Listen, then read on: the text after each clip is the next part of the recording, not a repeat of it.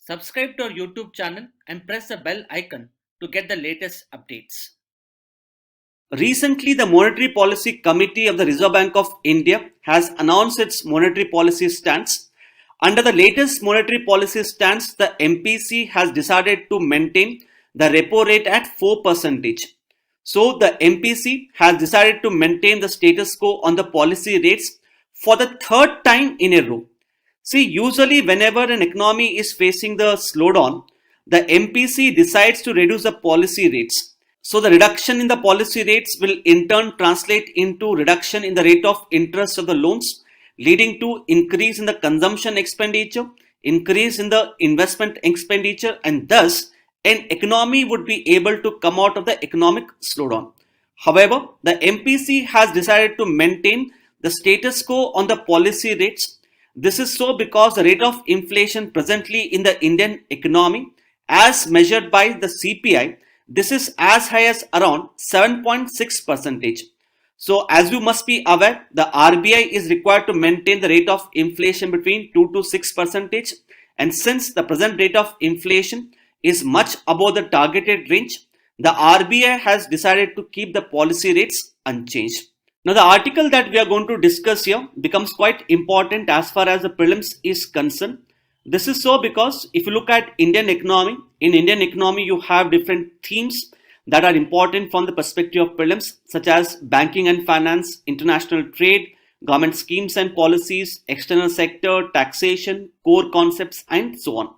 And as you can see here, in the previous 4-year prelims examination, on a consistent basis, at least 5 to 7 questions have been asked from the chapter of the banking and finance. The same trend has continued even in the UPSC 2020 as well. So as you can see, a number of questions have been asked in the previous year prelims with respect to the concept of the monetary policy as well as from the chapter of banking and finance. As far as this particular article is concerned, apart from keeping the policy rates unchanged, the Monetary Policy Committee has taken a number of important decisions. It has decided to expand the targeted long-term repo operations. It has decided to introduce the liquidity adjustment facility for the regional rural banks. And it has also sought to introduce the guidelines for the issuance of the money market instruments as well as the credit default swap. So as part of this particular video analysis, we'll understand as to what exactly are the targeted long-term repo operations and how it is going to benefit the Indian economy, the concept of the liquidity adjustment facility and certain details about the regional rural banks, the concept of the credit default swap and how it is going to benefit the Indian economy, and certain important aspects about the money market instruments such as the commercial paper, certificate of deposit, caller notice money, and so on. So let us start our analysis with the first aspect, that is the concept of the repo and the long-term repo operations. As you all must be aware, the main role of the RBI is to control the total amount of money supply in the Indian economy. So whenever the Indian economy is facing the economic slowdown, the Reserve Bank of India would be required to inject the money into the economy. On the other hand, when the Indian economy is facing higher rate of inflation, the RBI would be required to suck out the excess liquidity. Hence, in order to control the total amount of money supply, the RBI has a number of tools at its disposal. Some of these tools include the repo rate, reverse repo, marginal standing facility, statutory liquidity ratio, and the cash reserve ratio. As far as the repo rate is concerned, repo rate is basically the rate at which the banks borrow loans from the Reserve Bank of India. So, during the economic slowdown, the Reserve Bank of India would be required to reduce the repo rate. So, as the banks borrow money from the RBI at a lower rate of interest, this will in turn lead to injection of more amount of money into the economy.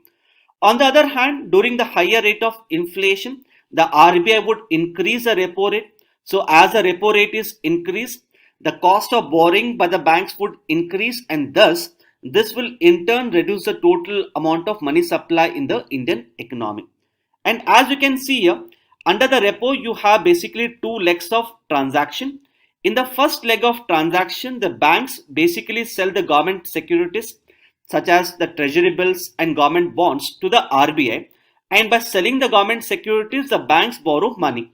Say, for example, the bank here is selling a government security worth rupees 100. So, by selling the government security worth rupees 100, it will be able to borrow money worth rupees 100 rupees from the RBI. Now, in this case, when the first leg of the transaction takes place, usually there is an agreement between the banks and the RBI. Under this particular agreement, the banks would agree to repurchase the government securities from the RBI at a future date after a certain period of time. Now, the rate at which the banks repurchase the government securities is simply referred to as the repo rate. Now, the second leg of transaction may take place after 7 days, 14 days, 28 days, 56 days, and so on. So, all of this is considered to be the maturity period on the repo rate. So, upon the maturity period, the banks would be required to repurchase the government securities.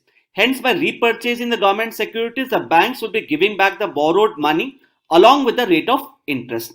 Now, for example, let's say the maturity period is 7 days and the repo rate in this particular case is 4%.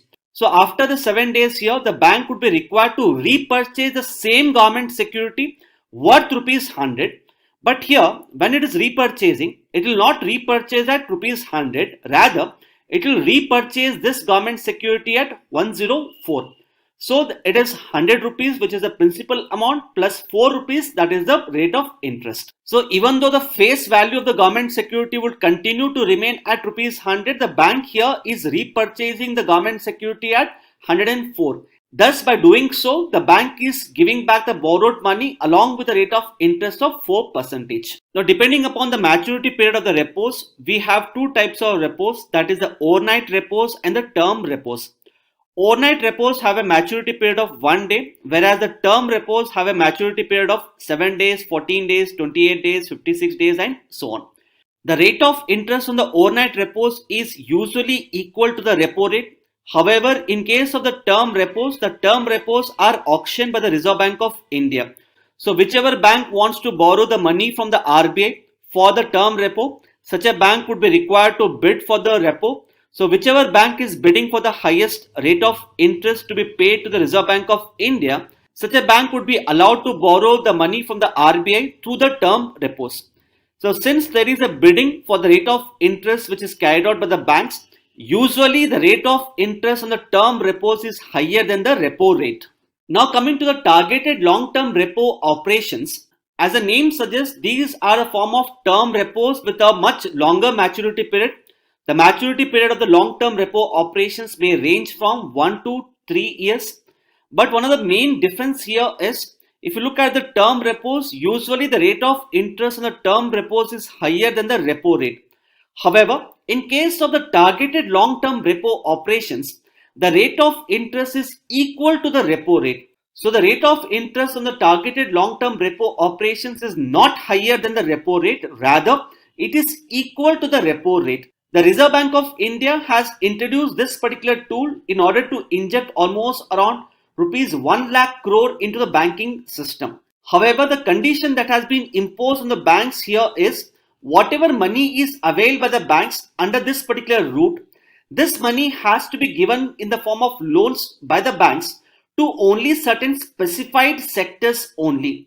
That is why it is known as targeted. So the Reserve Bank of India has come out with a list of sectors to which the banks can give loans under this particular route. So the banks can give loans only to those sectors and they cannot give loans to the other sectors. Now, there are a number of benefits associated with the targeted long-term repo operations. First and foremost, it will lead to reduction in the rate of interest on the long-term loans. It will increase the credit creation within the Indian economy and thus promote economic growth and development. Now, earlier the targeted long-term repo operations was applicable only to some of the sectors, but now the RBI has expanded the list of sectors which can avail the loans under this particular route. The second decision of the Monetary Policy Committee is to extend the liquidity adjustment facility even to the regional rural banks. Presently, the liquidity adjustment facility of the Reserve Bank of India is available to all the scheduled banks. However, it was not available to the regional rural banks. Now, the Monetary Policy Committee has decided to extend the liquidity adjustment facility even for the regional rural banks in order to infuse the liquidity into the Indian economy. Now, the regional rural banks have been set up in India based upon the recommendations of the Narasimhan Committee under the Regional Rural Banks Act 1976. They have been set up basically in order to meet the credit and banking requirements of the agriculture sector, micro, small, and medium enterprises, and so on. The RRBs have a unique ownership pattern wherein the central government owns 50%, the concerned state government owns 15%. For each and every regional rural bank, there is a sponsor bank which happens to be a scheduled bank, and such a sponsor bank owns 35% ownership in the RRB. The RRBs are also required to follow various prudential norms such as the cash reserve ratio, statutory liquidity ratio as laid down by the Reserve Bank of India, and they are required to give 75% of their loans towards the sectors that have been categorized as a priority sectors. As far as the scheduled commercial banks is concerned, for the scheduled commercial banks, the target for the priority sector lending is 40%. Now, the liquidity adjustment facility basically comprises of two components, that is repo and reverse repo. The banks can also avail the marginal standing facility. As far as the MSF and repo is concerned, both these tools are used by the banks in order to borrow money from the Reserve Bank of India. Hence, in a way, these two tools are used by the RBI in order to inject the liquidity into the economy. However, the difference is in the duration of the bank's borrowing from the Reserve Bank of India. Usually, the banks rely on the marginal standing facility for the overnight borrowing, whereas the banks can rely on the repo rate for the short-term loans. The short-term loans, as discussed before, could be of 7 days, 14 days, 28 days, 56 days, and so on. The second difference between MSF and repo is in terms of the collateral used by the banks in order to borrow money under these two routes. I hope all of you must be aware about the concept of the statutory liquidity ratio. So all the banks in case of India, they are required to keep aside a certain percentage of the depositors' money. They have to keep aside this percentage of the depositors' money in the form of cash, gold, or the government securities. This is referred to as the statutory liquidity ratio. So the banks in case of India can have the government securities either as part of SLR or they can have government securities outside the SLR. See, when the banks borrow money from the Reserve Bank of India under the repo rate, the banks cannot use the government securities which are part of SLR. The banks must compulsorily use the government securities which are outside SLR in order to borrow money from the RBI under the repo route. However, it may so happen that a particular bank does not have any government securities outside SLR.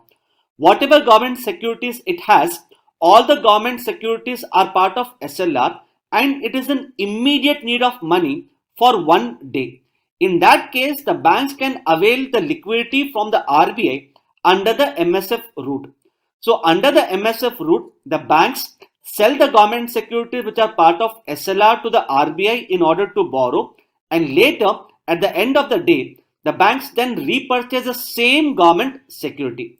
So as you can see, in case of the marginal standing facility, the banks are using the government securities which are part of SLR, which in a way shows that for one single day, the banks are not being able to maintain the statutory liquidity ratio. That is why the rate of interest on the MSF is higher than the repo rate. So if you compare the rate of interest on MSF and repo, even though MSF is a short-term borrowing, the MSF rate is higher than the repo rate. And lastly, as far as the reverse repo is concerned, see, the reverse repo is exact opposite of repo. Under the repo, it is the banks that borrow the money from the Reserve Bank of India. However, in case of reverse repo, it is the RBI that is borrowing the money from the banks. So the question is, why is RBI borrowing the money from the banks? So by borrowing the money from the banks, RBI in a way is sucking out the excess liquidity from the Indian economy. So while the repo rate is used by the RBI in order to inject liquidity, the reverse repo is used by the RBI in order to suck out the excess liquidity from the Indian economy. Usually, the reverse repo is lower than the repo. So, if you have to arrange these policy rates in the descending order, the highest rate is MSF followed by repo, and repo is followed by reverse repo. The lowest rate is of the reverse repo. Apart from that, please do let us know as to what should happen to the reverse repo during the economic slowdown. That is, during the economic slowdown, should the Reserve Bank of India increase or decrease the reverse repo? Now coming to the concept of the credit default swap. For the first time in the year 2013, the Reserve Bank of India had come out with a detailed guidelines related to the issuance of the credit default swap.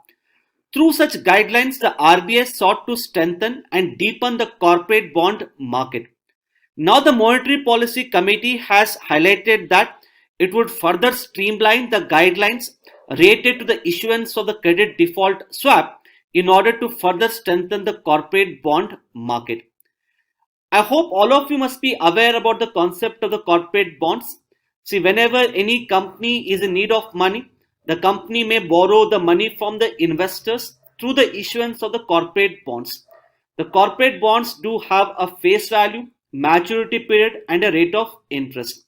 So if you buy a corporate bond worth rupees 100 for a maturity period of 5 years with a rate of interest of 5%, at the end of 5 years, you as an investor, you would be entitled to get back rupees 105 from the company. See, the corporate bond market, especially in countries such as USA, is quite well developed, wherein in any company wants to borrow money, usually the company resorts to the route of the corporate bonds in order to raise the loans. However, as far as India is concerned, in case of India, the corporate bond market is not so well developed.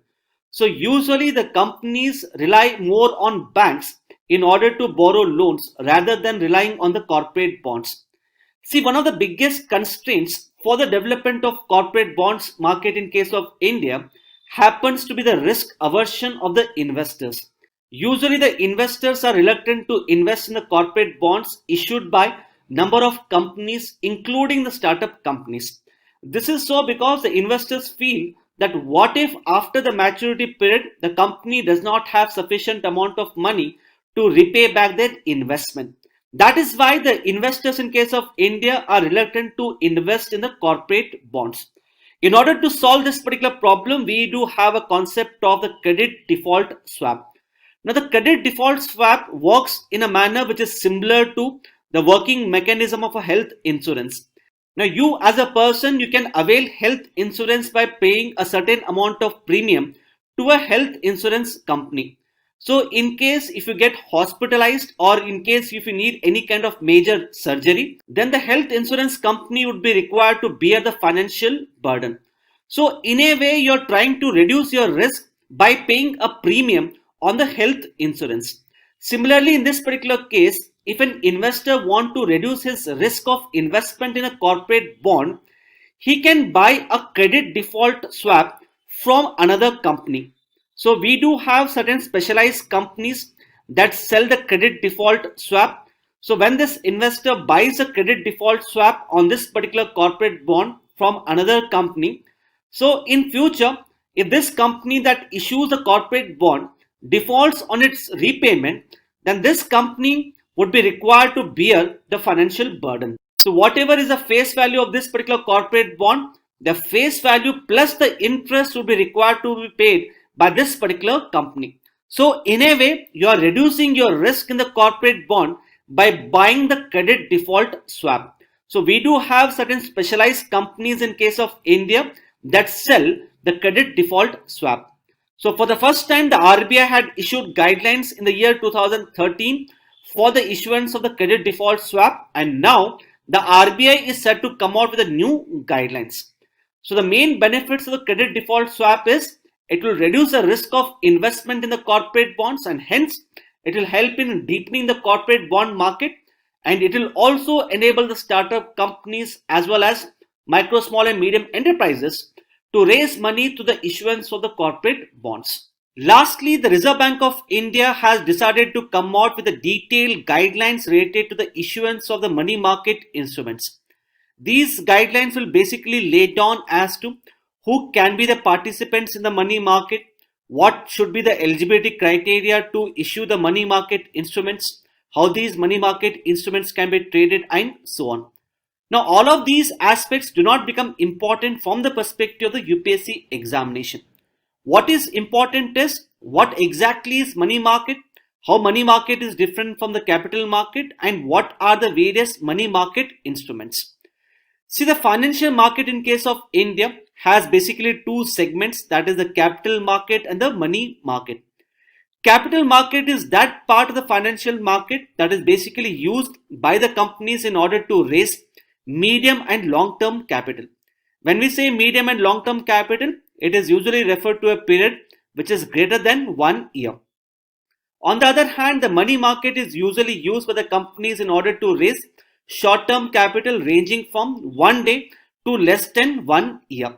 The participants in the capital market include the companies, financial institutions, banks, the foreign investors which are referred to as the foreign portfolio investors, government, retail investors like you and me, and so on. The participants in the money market include RBI, banks, financial institutions, Discount and Finance House of India. As far as the Discount and Finance House of India is concerned, this is an institution that has been set up jointly by RBI and the banks in order to provide the necessary liquidity to the money market instruments. So in case if you buy any money market instrument, at any point of time, you can sell off this money market instrument to the Discount and Finance House of India. So in a way, this particular institution is involved in the development of the money market in India. The different instruments which are used in the capital market include shares, bonds, debentures, exchange traded funds, and so on. The money market instruments include commercial paper, certificate of deposit, call or notice money. The commercial paper, it is similar to a corporate bond issued by a company. However, the difference here is the maturity period of a corporate bond is always greater than 1 year, whereas the maturity period of a commercial paper is less than 1 year. Next, we have the certificate of deposit.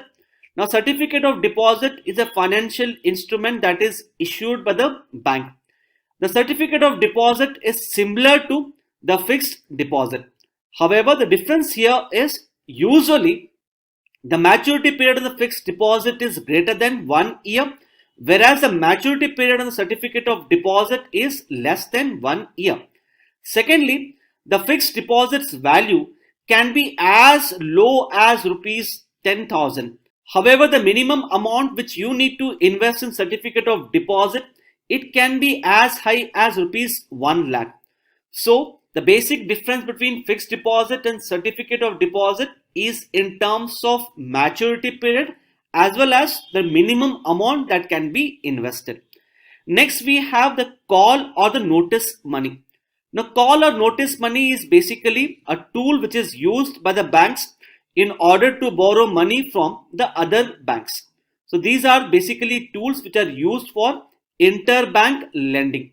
Now, for example, let's say if ICICI Bank wants to borrow money from the State Bank of India for a period of 1 day, then it is referred to as a call money. On the other hand, if the ICICI Bank borrows money from the State Bank of India for a period which is greater than 1 day but less than 14 days, then it is referred to as the notice money. So the difference between call and the notice money is call money is used for borrowing from one bank to another for a period of 1 day, whereas the notice money is used for a period greater than 1 day but less than 14 days. The capital market instruments such as shares, bonds, etc. are considered to be quite risky, whereas the money market instruments are considered to be less risky. The capital market instruments are considered to have lower liquidity. Now, for example, if you have bought a share at rupees 100 and if the value of this particular share is continuously declining, then you may find it difficult to sell off this share in the share market. However, in case of money market, in case if you buy a money market instrument such as commercial paper, certificate of deposit, etc., at any point of time you can sell off this money market instrument to the Discount and Finance House of India, and thus you can easily convert your investment into cash. So there is a greater liquidity in the money market as compared to the capital market. The regulator for the capital market, as you know, is the Securities Exchange Board of India. The regulator in case of money market is both RBI as well as SEBI. A major part of the money market is regulated by the Reserve Bank of India. However, certain aspects of the money market, such as the investment of the mutual fund companies in various money market instruments, that investment is regulated by the Securities Exchange Board of India. So these are some of the important aspects which one should know with respect to this particular article. As far as the answers to the questions that were asked in previous year prelims are concerned, I have highlighted these answers as you can see on the screen. In case of any confusion, please do let us know in the comment section given below.